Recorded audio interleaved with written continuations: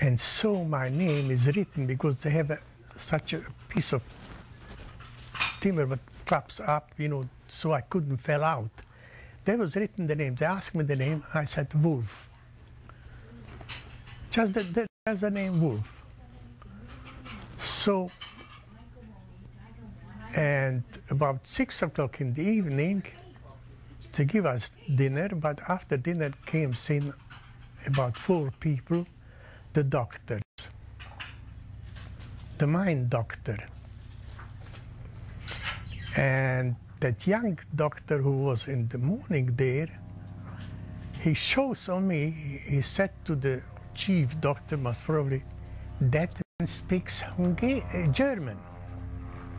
He came to me, asked me, you speak German? I said, yes. Ask him what the neighbor, he starts with on the first row, was the trouble with him. So I was a translator to the whole wagon.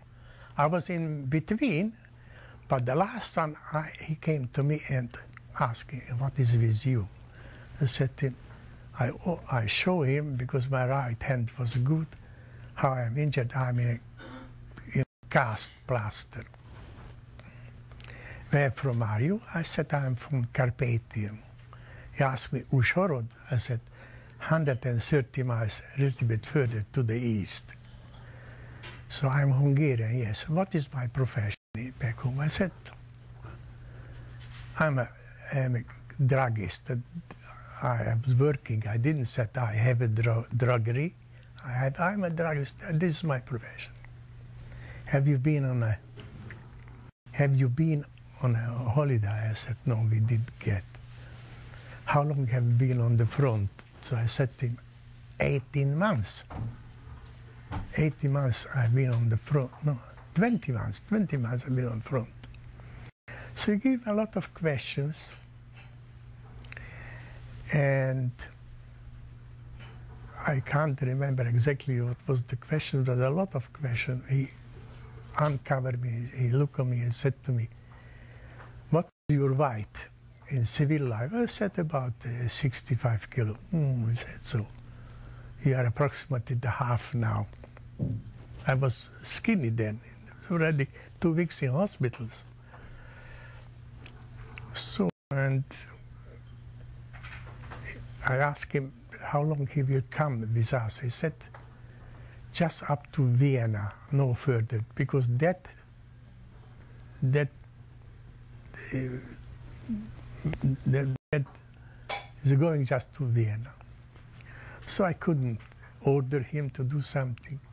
He asked me about my parents, and if I have been in Budapest. I said, yes, I've been, but I haven't been. He asked me about the nightclub. I said, I don't know. I've been in that nightclub. I didn't want to tell you. Finally, he went out. But I remember one thing, when they come in, the whole group, about 4 or 5 people, that young doctor who was there in the morning, he showed me, there is there. That means this is the man. So, and they brought in already, again, the papers. They showed, so you there. So there is that means I am the Jew. He was a very fine man. The most interesting thing is that next morning, everybody got breakfast, I didn't get nothing. Suddenly, the cook from the wagon came in and asked, I was second from the door, Rudolph, I said, I am. He brought me special breakfast. Not what the other got, but I got 4 times double sandwiches with the best things, sardines, with honey and butter, and the best sandwiches. I didn't get a soup like the other one. I got such a big chocolate. I got the chocolate. And lunchtime, it's unbelievable. I got a bottle of French champagne. That was my lunchtime. So next evening, yeah, the most interesting thing with him was that when he has already a discussion with me about, for a quarter an hour, and asked me, "And you, what do you need? You, what do you need?" I said, "Doctor, I have shocking pains in that leg, but not in the leg, just, how you call this? Ankle. Ankle." I said, "No. And I hadn't slept out for 2 nights." So he said to his assistant, "Give him this and this and this." And I got 4 tablets. When he went out, came the man who was serving the wagon all day. I asked him, "Sonny, the sanities, Sonny, what's that?" He was listening to the conversation. He said, "You complain you have pains and you haven't sleep. So 2 is for sleeping and 2 is for the painkiller." I was so anxious about for a little bit of sleep. I didn't care nothing. I take the 4 tablets and I asleep. In the morning, everybody was already up when they brought me that special breakfast. And so was it. So the second occasion that I find human being between the doctors in the hospitals. That particular paper where was it written or anything about myself, I saw the 3rd time. The 3rd time I saw it, I was already in Budapest, Margit Island in Budapest. It was, where was that plastic transfer made on my hand operation. So there, they make it, in those days I could walk already, have the cast already removed from me. And I don't know, some about high-ranking officers came there, and it was some checkup. And our doctor, the chief doctor from that hospital, and those papers, the documents was lying on the bed. He was standing next to the bed. Who was standing? Who couldn't stand, he was lying. And there was a whole delegation, and they come to my bed. I was the only Jew in that hospital. And they came there, and the chief doctor from that hospital said to the delegation, "Oh, this is a Jew." He said, "What's the trouble? He's a Jew, but he's injured."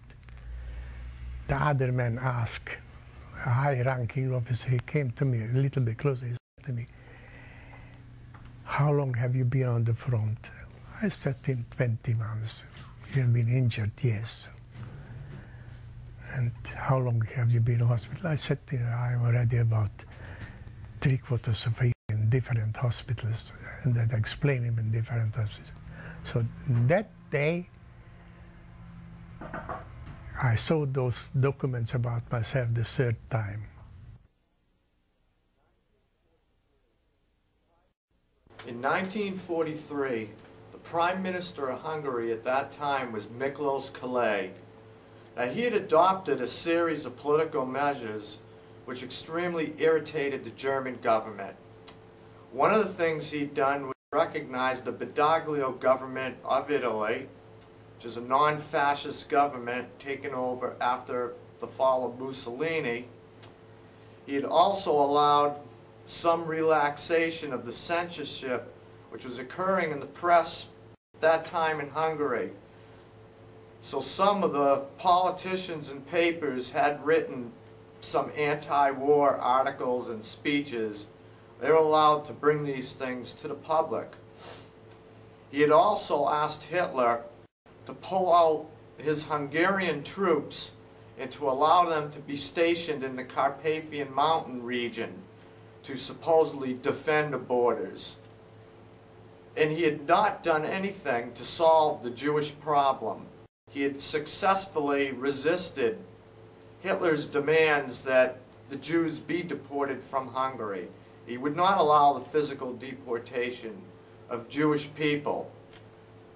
Now, these are some of the factors which would lead to the Nazi occupation of Hungary. SS Brigadeführer Edmund Wiesenmeyer had submitted 2 lengthy reports on the Hungarian situation in 1943. Along with the reports of the spy